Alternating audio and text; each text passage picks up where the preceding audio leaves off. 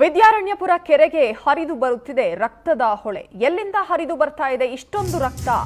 ಪ್ರತಿ ಶನಿವಾರ ಮಧ್ಯರಾತ್ರಿಯಿಂದ ಭಾನುವಾರದವರೆಗೂ ರಕ್ತದ ಹೊಳೆನೇ ಹರಿಯುತ್ತೆ. ಹಾಗಾದ್ರೆ ಎಲ್ಲಿಂದ ಹರಿದು ಬರ್ತಾ ಇದೆ ಇಷ್ಟೊಂದು ರಕ್ತ ಅನ್ನುವಂಥ ಪ್ರಶ್ನೆ ಇದೆ. ಪ್ರತಿ ಶನಿವಾರ ಮಧ್ಯರಾತ್ರಿಯಿಂದ ಭಾನುವಾರದವರೆಗೂ ಕೂಡ ಇದೇ ರೀತಿಯ ರಕ್ತದ ಹೊಳೆಯೇ ಹರಿತಾ ಇದೆ. MS ಪಾಳ್ಯದಿಂದ ಹರಿದು ಬರ್ತಾ ಇದೆಯಾ ಈ ರಕ್ತ? ಸುಮಾರು 3 ಕಿಲೋಮೀಟರ್ಗಳಿಂದ ಹರಿದು ಬರುತ್ತೆ ಈ ರಕ್ತ. ಕಣ್ಣಿದ್ದು ಕುರುಡರಾದ್ರ ರಾಜಕಾರಣಿಗಳು ಹಾಗೂ ಅಧಿಕಾರಿಗಳು, ಬಿಬಿಎಂಪಿ ಅಧಿಕಾರಿಗಳು ಯಾಕೆ ಸುಮ್ಮನಿದ್ದಾರೆ? ಪರಿಸರ ಹೋರಾಟಗಾರರು ಎಲ್ಲಿ ಮರೆಯಾಗಿದ್ದಾರೆ? ಸ್ಥಳೀಯ ನಿವಾಸಿಗಳಿಗೆ ಭಯ ಶುರುವಾಗಿದೆ. ಪ್ರತಿ ಶನಿವಾರ ಹಾಗೂ ಭಾನುವಾರ ಈ ರೀತಿ ಆಗುತ್ತೆ. ಸಂಪೂರ್ಣವಾಗಿ ಕೆಂಪು ನೀರು ತುಂಬಿದೆ. ಅಂದರೆ ಇಲ್ಲಿ ರಕ್ತವನ್ನ ಕಾಣ್ತಾ ಇದ್ದೀವಿ ನಾವು.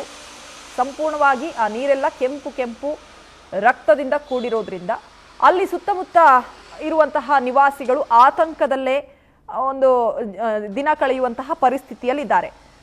ಸಂಬಂಧಪಟ್ಟವರ ಗಮನಕ್ಕೆ ತಂದರೂ ಕೂಡ ಯಾವುದೇ ಪ್ರಯೋಜನ ಆಗ್ತಾ ಇಲ್ಲ. ಎಲ್ಲಿಂದ ಹರಿದು ಬರ್ತಾ ಇದೆ ಇಷ್ಟು ದೊಡ್ಡ ಮಟ್ಟದ ರಕ್ತ ಅನ್ನುವಂಥದ್ದು ಈಗ ಇರುವಂತಹ ಪ್ರಶ್ನೆ. ಜೊತೆಗೆ ಒಂದು ರೀತಿಯ ಆತಂಕ ಕೂಡ ಇದೆ. ಸ್ಥಳೀಯರು ಮಾತನಾಡಿದ್ದಾರೆ, ಈ ಬಗ್ಗೆ ಕೇಳೋಣ.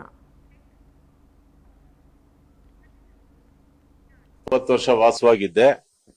ಇಲ್ಲಿನ ಈ ಸ್ಥಳ ಬಂದು ಕೆರೆ ಏರಿಯಾ, ಸುಮಾರು 9 ಎಕರೆ ಚಿಲ್ಲರೆ ಕೆರೆ ಏರಿಯಾ, ಡ್ರೈಡ್ ಟ್ಯಾಂಕ್ ಅಂತ. ಈ ಟ್ಯಾಂಕ್ ಅಲ್ಲಿ ಧಾರ್ಮಿಕ ದೇವಸ್ಥಾನ, ಒಂದು ಸಾಯಿಬಾಬಾ ಟೆಂಪಲ್, ಮತ್ತೊಂದು ವಿಘ್ನೇಶ್ವರ ಸ್ವಾಮಿ ಟೆಂಪಲ್ ಇದೆ.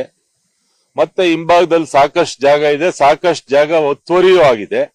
ಇದರಲ್ಲಿ ಇದು ಗ್ರೇಡಿಯಂಟ್ ಇಳಿಜಾರ ಪ್ರದೇಶ ಆಗಿರೋದಕ್ಕೆ ಮೇಲ್ಗಡೆಯಿಂದ ಬರುವಂತ ಮೋರಿಯಲ್ಲಿ ಬರುವಂತ ನೀರುಗಳು ಇಲ್ಲಿಂದ ಪಾಸ್ ಆಗಿ ಈ ಟ್ಯಾಂಕ್, ನೆಕ್ಸ್ಟ್ ಟ್ಯಾಂಕ್ ಮತ್ತೆ ದೊಡ್ಡಬೊಮ್ಮಸಂದ್ರ ಕೆರೆ, ಹೆಬ್ಬಾಳದ ಕೆರೆಗೆ ಹೋಗುತ್ತೆ. ಇದು ಸಹಜವಾಗಿರುವಂತ ಗ್ರೇಡಿಯಂಟ್. ವಿದ್ಯಾರಣ್ಯಪುರದಲ್ಲಿ ಒಂದು 20 ವರ್ಷ ವಾಸವಾಗಿದ್ದೆ.